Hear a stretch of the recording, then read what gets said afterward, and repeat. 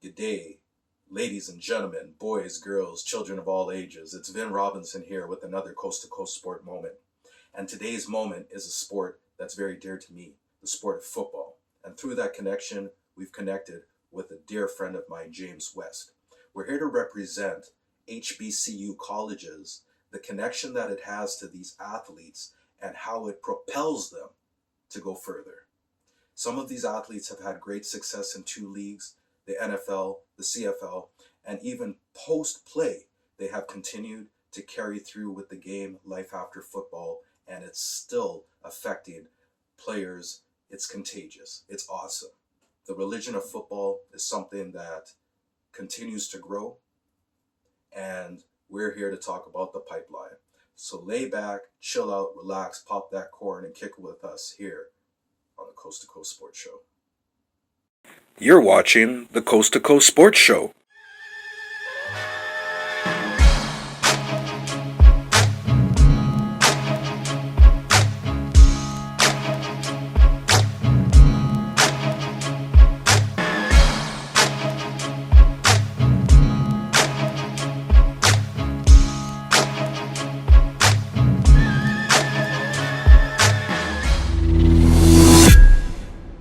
I wish I knew that because but it is something though to see.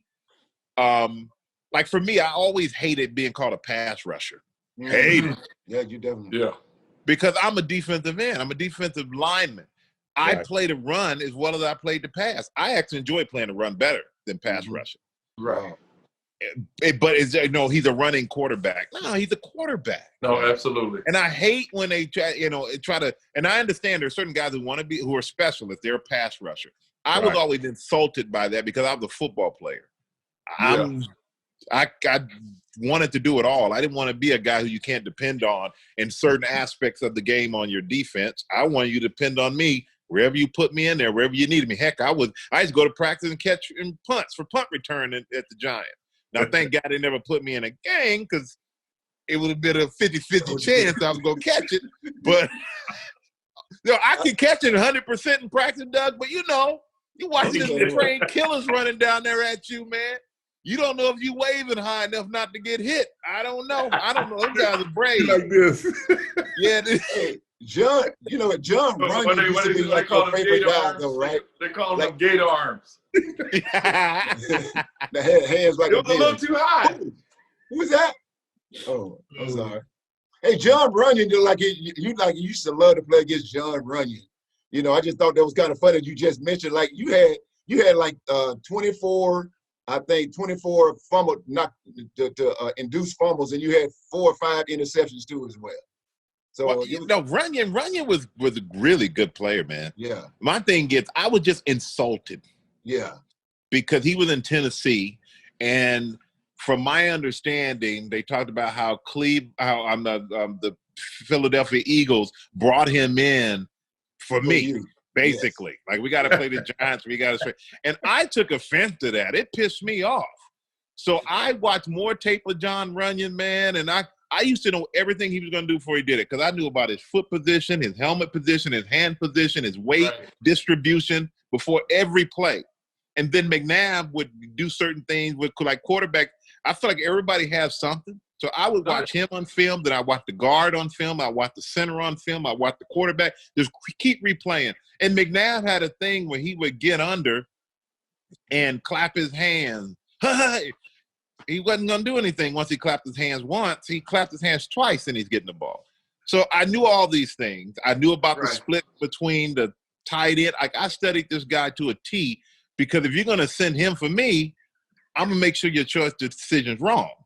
Right. So I wanted to show him up. And, I mean, I made some of my best plays and some of the biggest moments against the guy, but he was a tough dude, 6'7" or 6'8", 340. And once he puts his hands on you, there's nothing you can do. I'm like a kid, little brother swinging at big brother once he got his hands on you.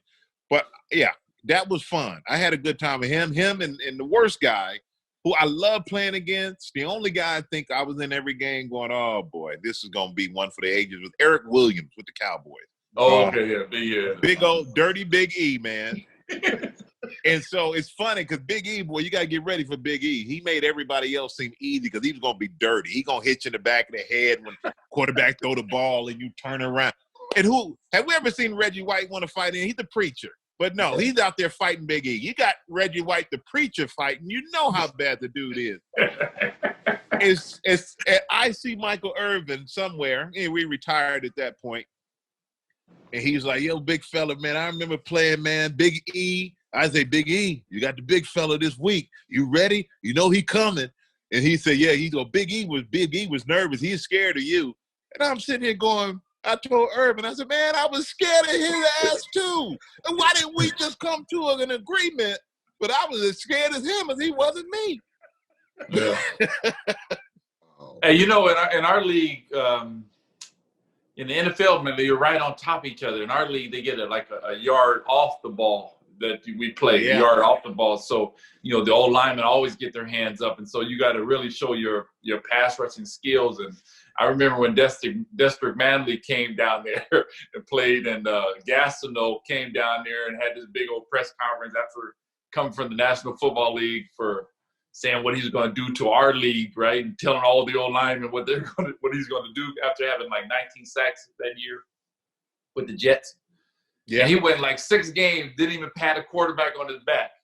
Like, he said, don't these quarterbacks stay in the pocket up here?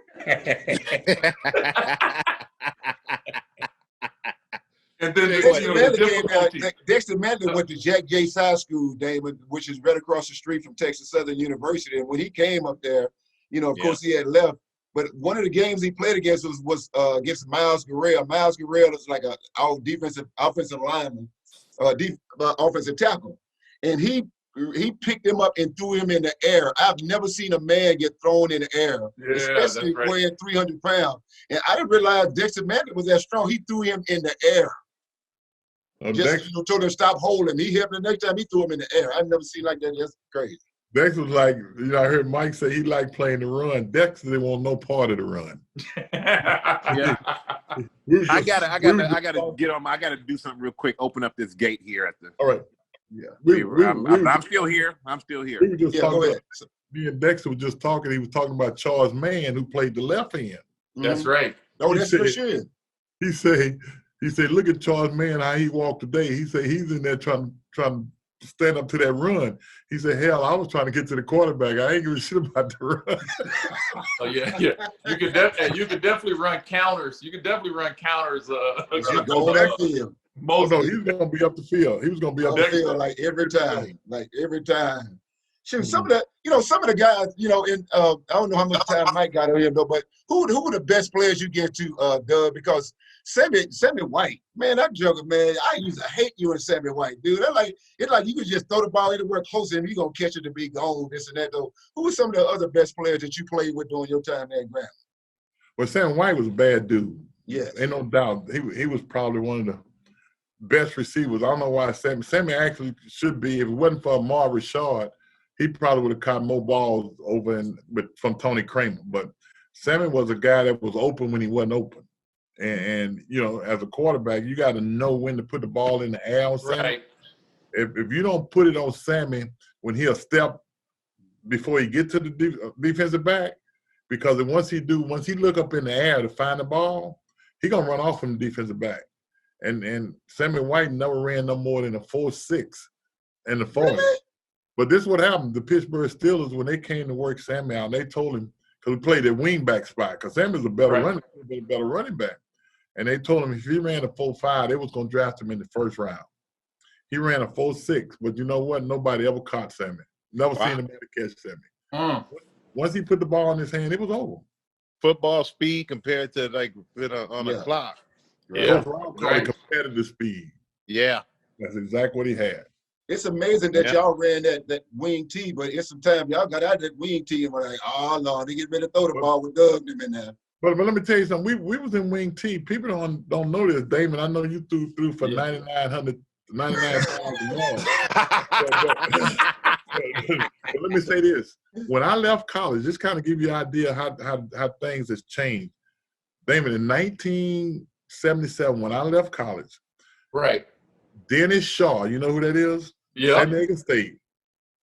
Dennis Shaw was the all-time leading passer. That's right. Dennis Shaw had the record of 38 TD passes.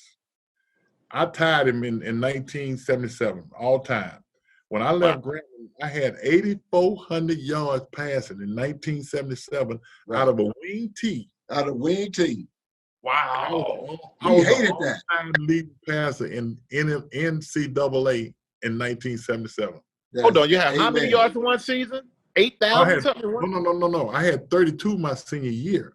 Oh, but 8,000 something total. As a career, think about it now. They got guys now in their career throwing for 15,000 yards. Right. No, absolutely, because we had Portland State.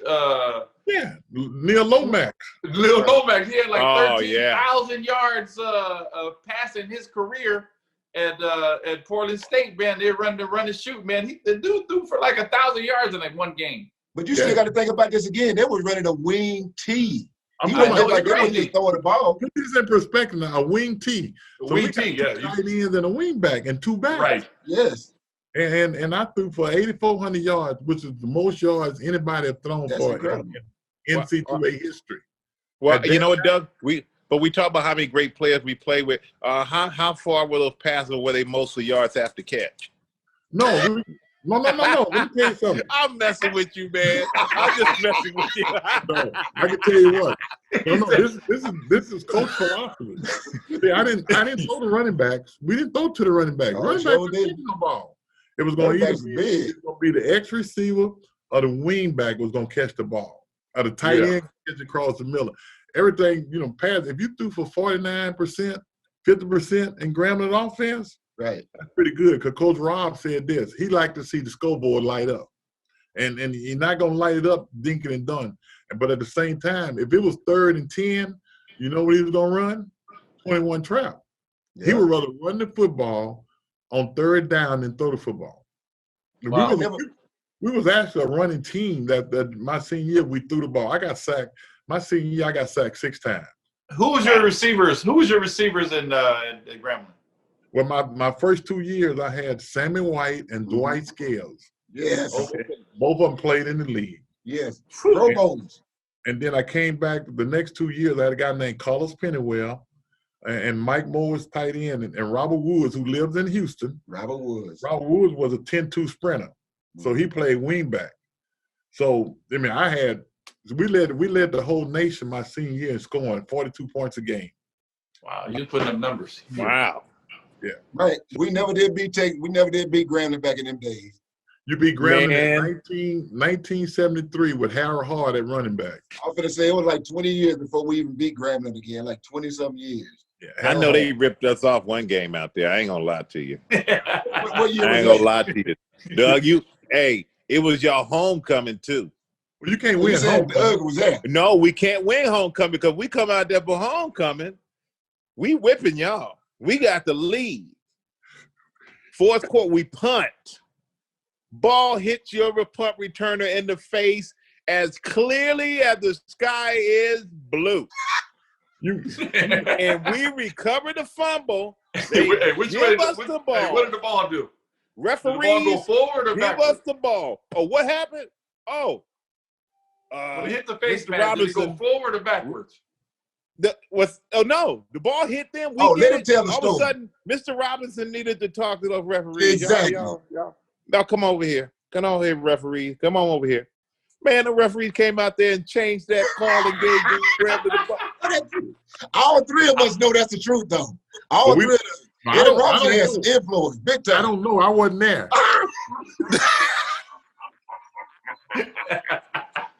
Well, but you do know. Eddie Robinson. You knew Eddie Robinson. That's what you know. The story, you're not surprised. That's all I need to know. Everybody knew that. Now, see, you making us sound like Tennessee State, Michael. You making us sound like Tennessee State. That's the kind of stuff Big John Mary would do. Oh, yeah. I just made that up. Oh. Hey, you say the name Robinson. I got to hop off Robinson. here. That's all you think of is Grambling. I got to hop off, but I really appreciate it, man. I got to go deal with these homeschooling kids. Hey, let me say this first, man. Let me say this first before you go, Mike. Hey, the way you think influences the way you feel. I mean, the way you feel determines how you act. And let your mess always be your message. And me and you both going to Texas Southern, man, I think we both did that to ourselves. So I just thank you for joining me, man, as a brother. Yeah, Not absolutely. only in the same place we grew up with, man, but just a friend, man. I love you. And thank you for taking your time to hang out with us. Well, you know what? I appreciate it, man. And it's great to be on here with all of you guys, man, and see you all. And it's been a long time. And first time anybody hit me about doing something with HBCU, because I think there's an experience that we have that I can't talk to other guys who didn't have that situation. It's an experience that they don't know, and I can't share with them. But I really do appreciate it, man. And the great thing is, like I said before, there's plan on my life. It has nothing to do with me. And also, you also don't get. It's great that you continue this dialogue and keep this together, because I think a lot of people think that they go, well, Doug is busy and this person have this success or that success, and they don't pay it. Like they're above it all. But to me, what you do is not who you are. Right. Mm-hmm. And so it's important to still have these bonds and connections. And if you guys ever need anything from me, just let me know. I'm always here for you. I got you. Much love, brother. Hey, Michael, let's say this. We still need you at the Black College Football Hall of Fame dinner, man. Yeah, I do need to get down there. I do need to get there for that. Hey, man, you don't know the impact that you would have when you walk in that building, man. That'd be big time. We need you. Okay. And what are they doing with the NFL Hall of Fame? We moving. We're gonna move. Gonna move there. We moving to the Canton. The Black College Football Hall of Fame is moving to Canton. Oh, cool. Yeah. I didn't know that. So and when did that happen? Well, the dinner usually in February, but because of the pandemic, we moved it to Juneteenth this year. Okay. That's awesome. Juneteenth. That's a good one. Okay. Yeah. You guys are the impact players, man, that played the game, but y'all having more impact outside of the game. And I just think y'all in the position y'all are now too as well. So, Mike, if you ever looked at the website, Mike? The what? The website of the Black College Football Hall of Fame. No, I didn't. You need to go to Black College Football HOF.org and look at the website. Okay. I'll do it right now. I'll do it right now. Man. Appreciate it.